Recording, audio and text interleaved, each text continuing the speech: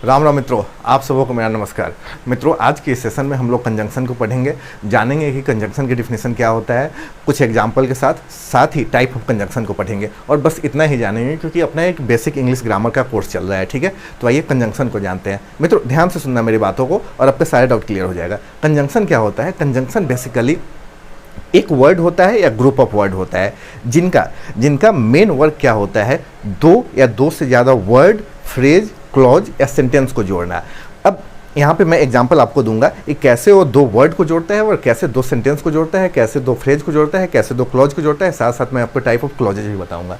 तो मित्रों, यहाँ पे देखो, Ram and Shyam going to school, यहाँ पे दो नाउन है, राम एंड श्याम या वर्ड मान लो, इनको जोड़ने का काम एंड कर रहा है, तो एंड यहाँ पे कंजंक्शन कहलाएगा। ठीक है, Ram and Shyam going to school. और दूसरा एग्जाम्पल देख लो, he is clever then I am, यहाँ पे पहला सेंटेंस हो गया और यहाँ पे दूसरा सेंटेंस हो गया। इन दोनों सेंटेंस को जोड़ रहा है देन, तो ये देन क्या हो जाएगा, एक कंजंक्शन हो जाएगा। ठीक है, तो जो मैं बेसिक आपको बात बताया वो आप लोग क्लियर रखना कि कंजंक्शन क्या होता है। कंजंक्शन बेसिकली वर्ड होता है, ग्रुप ऑफ वर्ड होता है, जिसका मेन काम होता है दो या दो से ज़्यादा वर्ड, फ्रेज, क्लॉजेज या सेंटेंस को जोड़ना है। ठीक है, अब एग्जाम्पल बता दिया। तो अब मैं जब पढ़ाता हूँ और बच्चों से पूछता हूँ कि फ्रेज क्या होता है और क्लॉजेज क्या होता है, तो वो लोग नहीं बता पाते हैं। देखो, फ्रेज क्या होता है?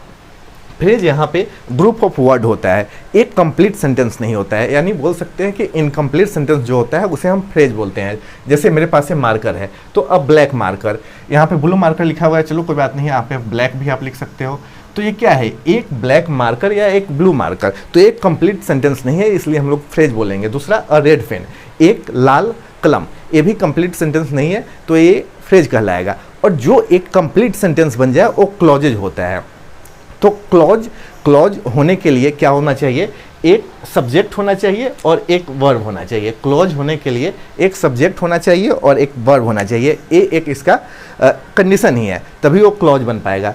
और मित्रों, क्लॉज दो टाइप के होते हैं, एक इंडिपेंडेंट क्लॉज और एक डिपेंडेंट क्लॉज। जो आने वाले टाइप ऑफ कंजंक्शन में मैं एग्जांपल से आप लोगों को बता दूंगा कि इंडिपेंडेंट क्लॉज क्या होता है और डिपेंडेंट क्लॉज क्या होता है। ऐसे आप लोगों की अगर ओकैब मजबूत होगी तब भी आप लोग समझ सकते हो। डिपेंडेंट यानी कोई किसी पे डिपेंड होता है और इंडिपेंडेंट कोई किसी पे डिपेंडेंट नहीं होता है, वो इंडिपेंडेंट कहता है, यानी कि अपने आप में स्वतंत्र होता है। ठीक है, अब क्लॉज क्या होता है वो देखो।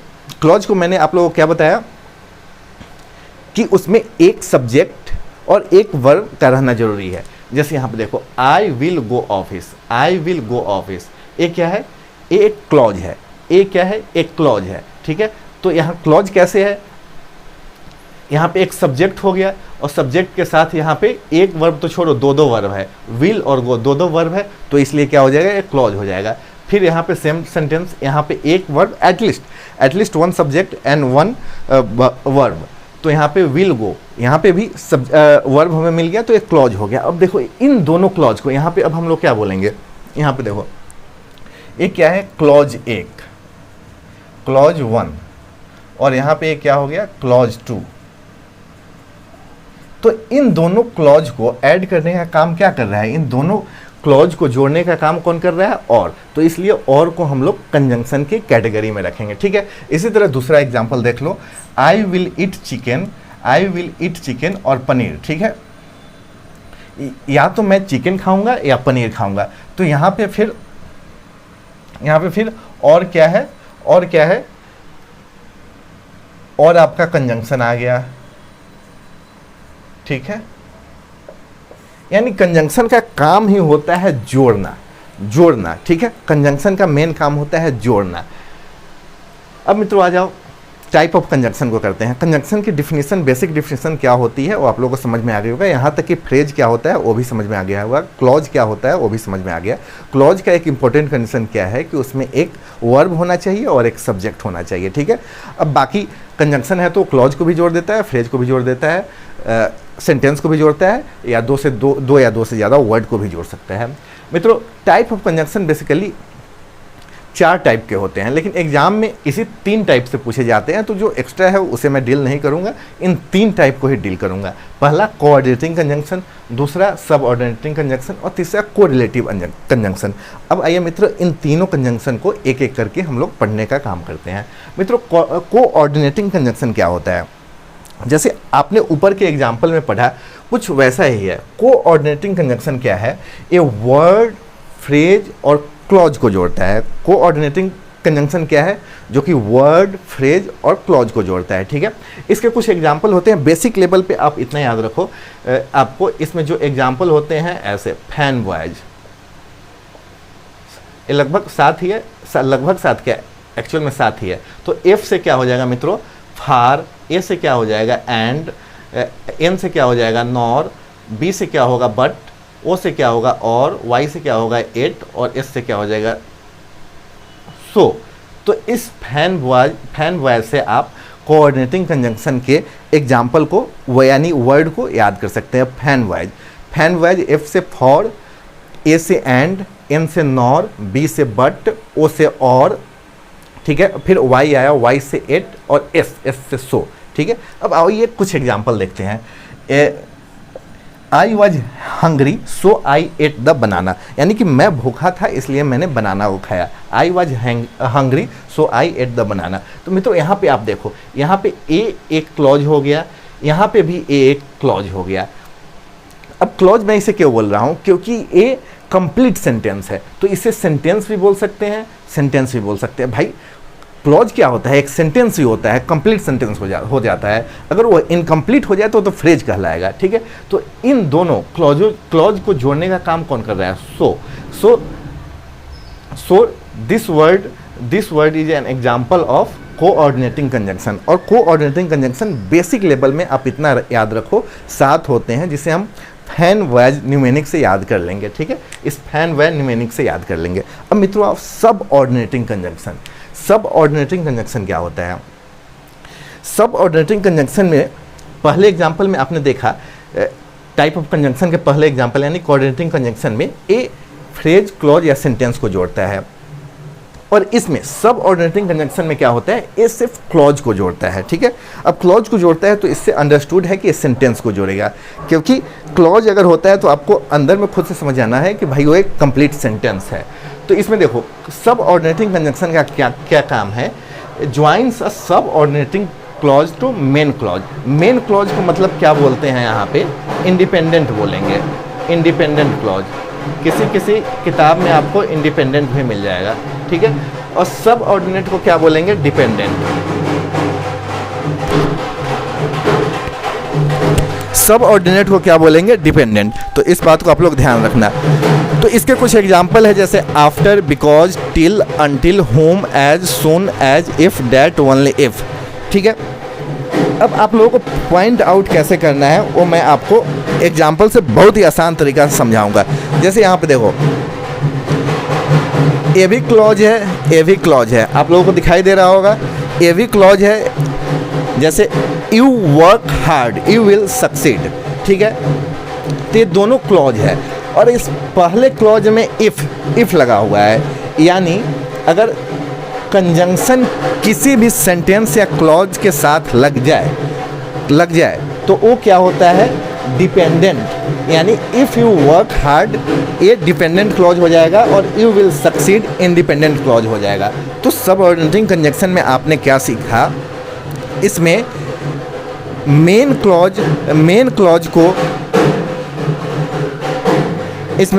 मेन क्लॉज को सब ऑर्डिनेटिंग क्लॉज से जोड़ा जाता है, या इंडिपेंडेंट क्लॉज को डिपेंडेंट क्लॉज से जोड़ा जाता है। अब सेंटेंस में आपको एक क्लासिफाई करना है कि कौन सा इंडिपेंडेंट क्लॉज है और कौन सा डिपेंडेंट क्लॉज है। मैंने क्या तरीका बताया?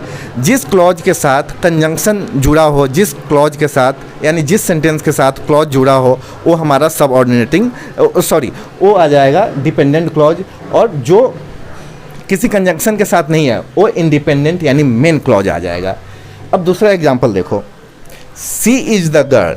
अब यहाँ पे सी इज़ द गर्ल एक कंप्लीट सेंटेंस है तो एक क्लॉज हो गया। यहाँ पे आई प्रपोज्ड यस्टरडे, ये भी कंप्लीट सेंटेंस है, ये भी क्लॉज हो जाएगा। अब आपको दिक्कत क्या होता है कि इंडिपेंडेंट यानी कि मेन क्लॉज कौन है और डिपेंडेंट यानी कि सब ऑर्डिनेट क्लॉज कौन है। तो यहाँ पे देखो सी इज़ द गर्ल, तो यहाँ के इसके साथ कोई कंजंक्शन नहीं लगा है तो ये मेन क्लॉज हो जाएगा। मेन क्लॉज बोल लो या इंडिपेंडेंट क्लॉज बोल लो।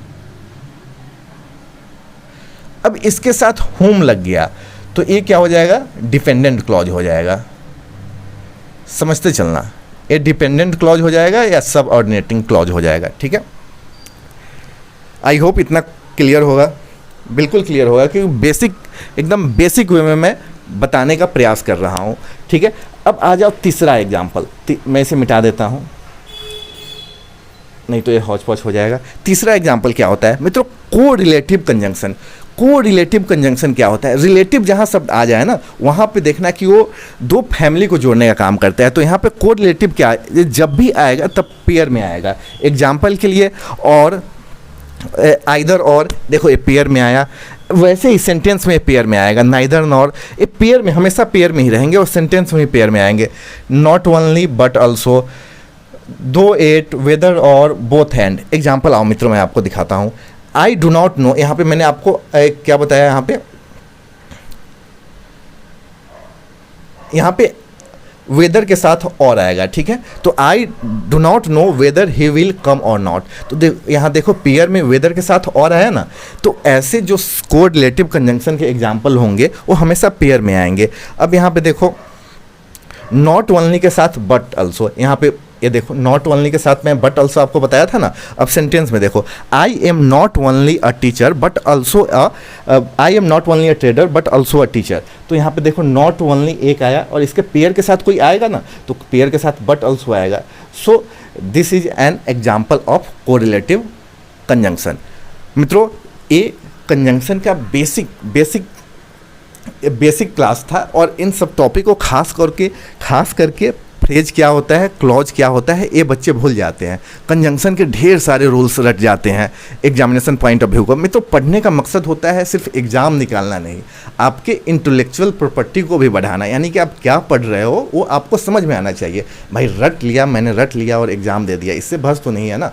हम लोगों को, भारत को एक एजुकेटेड, मतलब एक शिक्षित राष्ट्र बनाना है। और शिक्षित राष्ट्र बनाने के लिए क्या करना होगा, आप जो पढ़ते हो उस पढ़ने के साथ क्या पढ़ रहे हो वो समझ में आना चाहिए। जैसे हम खाते हैं तो कोई चीज़ खट्टा है वो समझ में आता है, मीठा है समझ में आता है, वैसे हम क्या पढ़ रहे हैं, मेरे माइंड में इंटेक क्या जा रहा है, वो चीज़ समझ में आना चाहिए। तो मित्रों मेरा मोटो यही है कि बच्चे पढ़े तो क्या पढ़ रहे हैं उन्हें समझ में आना चाहिए। ठीक है, तो मिलते हैं फिर अगले सेशन में। अगला सेशन हमारा आर्टिकल का होगा। जय हिंद, जय भारत।